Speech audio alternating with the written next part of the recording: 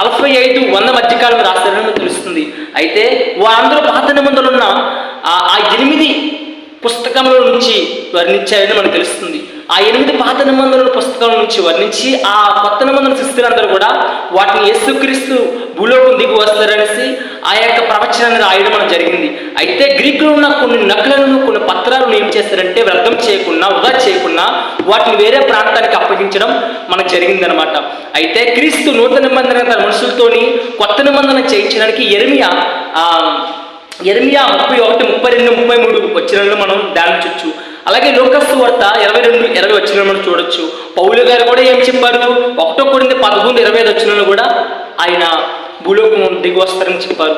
అయితే ఈ యొక్క సమాచారాన్ని ఇంకా లోతుగా తెలియజేయాలంటే, అలాగే క్రీస్తు శకం 150 నాటికి కూడా ఈ యొక్క బైబిల్ను సంపూర్ణంగా వాడుకలోకి వచ్చిందని మనం